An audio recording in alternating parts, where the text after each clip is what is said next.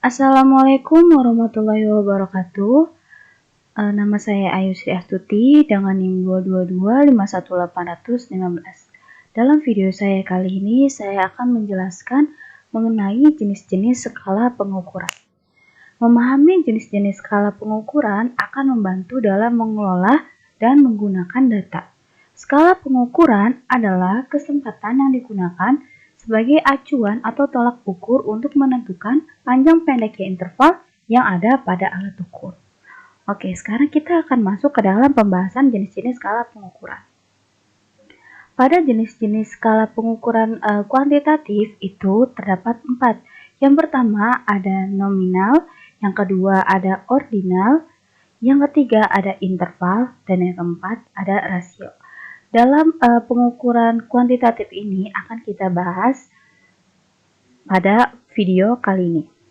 Baik, langsung saja kita bahas yang pertama yaitu mengenai skala nominal.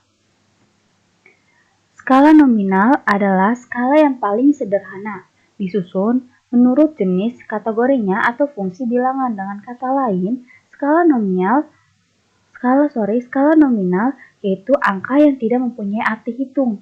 Angka yang tidak diterapkan hanya merupakan simbol atau data dari objek yang akan dianalisis. Nah, skala nominal ini, angka tersebut hanya berupa sebagai label kategori tanpa memiliki nilai numerik seperti angka sejati. Angka tersebut tidak memiliki sifat bagaimana angka pada umumnya. Sehingga pada bagian variabel dengan skala nominal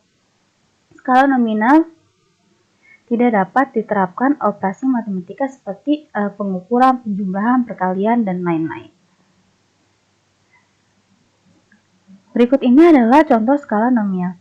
Yang pertama ada jenis kelamin, yaitu berupa laki-laki, perempuan, tingkat kedewasaan anak-anak, remaja, dan dewasa, suku, Batak, Bugis, Jawa, dan lain-lain, golongan darah O, B, C, O, A, B, dan agama, dan lain sebagainya.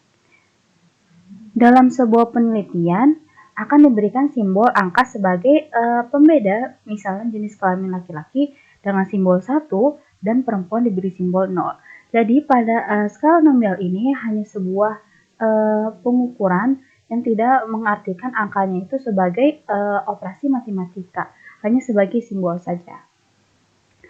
Berikutnya kita akan membahas mengenai skala ordinal.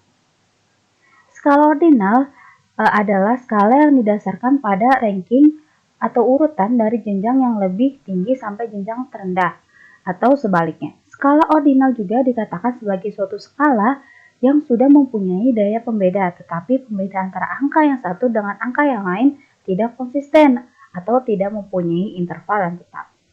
Dalam skala ordinal, objek atau kategori disusun berdasarkan urutan tingkatannya, dari tingkat terendah sampai dengan tingkat tertinggi. Nah, untuk lebih memahami skala ordinal, kita akan masuk ke dalam contohnya. Contoh skala ordinal, di sini saya sudah mempunyai 2 contoh skala ordinal. Yang pertama, ada variabel sikap. Seorang terdapat suatu pernyataan sikap tersebut berupa sangat setuju, biasa saja, tidak setuju, sampai dengan sangat tidak setuju. Sangat tidak setuju. Pada variabel sikap ini, dari sangat setuju sampai dengan sangat tidak setuju menunjukkan kategori dari tingkatan, bahwa dikatakan tingkatan dari yang setuju sampai dengan sangat tidak setuju. Nah, yang kedua ada misalnya dalam variabel nilai huruf mutu pada perkuliahan, yaitu A, B, C, D, dan E. Ini menunjukkan tingkat bahwa nilai A lebih besar daripada B, daripada C, daripada D, dan daripada E. B lebih besar dibandingkan C, C lebih besar dibandingkan D, dan begitu seterusnya. Selanjutnya, yang ketiga, kita akan membahas mengenai skala interval. Nah, skala interval adalah skala yang menunjukkan jarak antara satu data dengan data yang lain dan mempunyai bobot yang sama. Skala interval juga dikatakan sebagai suatu skala yang mempunyai rentang konstan antara tingkat 1 dengan yang aslinya tidak mempunyai angka 0 mutlak gitu. Nah, skala interval ini biasanya dikatakan berada di atas skala ordinal dan nominal. Skala interval atau jarak satu data dengan kata lain memiliki bobot nilai yang sama. Besar interval ini bisa saja ditambah atau bisa dikurangi. Nah, biar lebih jelasnya kita akan masuk ke contoh skala interval. Saya telah memasukkan dua contoh. Contoh yang pertama adalah suatu ruangan memiliki suhu 0 derajat Celcius. Dan contoh yang kedua itu menunjukkan jam 00.00. Nah, pada suhu 0 derajat Celcius itu bukan berarti tidak ada suhunya.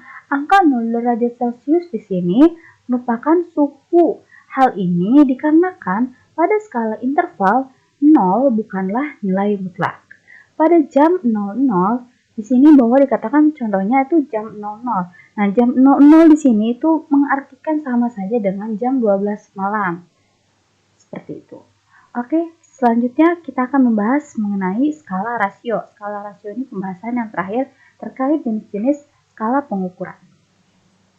Skala rasio adalah skala pengukuran yang mempunyai nilai 0 mutlak dan mempunyai jarak yang sama, misalkan umur seseorang dan ukuran timbang berat badan seseorang, keduanya tidak memiliki angka 0 negatif, artinya seseorang tidak dapat berumur di bawah 0 tahun dan seseorang harus memiliki timbangan di atas 0 pula. Langsung saja kita masuk ke contohnya dari rasio. Saya sudah memasukkan dua contoh. Di sini ada tinggi badan Agung adalah 190 cm, sedangkan tinggi badan Fatinson adalah 95 cm. Nilai ujiannya, contoh yang kedua yaitu nilai ujian matematika Tono adalah 50, sedangkan nilai ujian Tony adalah 100. Pada contoh yang pertama, dikatakan bahwa jarak tinggi badan Fatinson adalah 95 cm dan Agung adalah 190 cm. Bahwa tinggi badan Fatinson dan Agung adalah 95 cm, atau dalam kata lain tinggi badan Agung itu 2 kali tingginya badan Fatinson. Jadi bedanya tinggi badan Fatinson dan Agung yaitu 95 cm, atau dalam kata lain bisa dibilang bahwa tinggi badan Agung itu 2 kalinya tinggi badan Fatinson. Seperti itu. Selanjutnya contoh yang kedua yaitu nilai ujian matematika Tono itu lebih besar dibandingkan uji matematika nilai Tony. Nilai uji Tony itu 2 kali lipatnya dibandingkan nilai uji Tono. Karena Tono mendapatkan nilai 50 dan Tony mendapatkan nilai 100, sehingga jarak perbedaan dari keduanya itu 50. Itu saja yang bisa saya sampaikan mengenai materi jenis-jenis skala pengukuran. Kurang lebihnya mohon maaf. Semoga bermanfaat untuk kalian semua. Wassalamualaikum warahmatullahi wabarakatuh.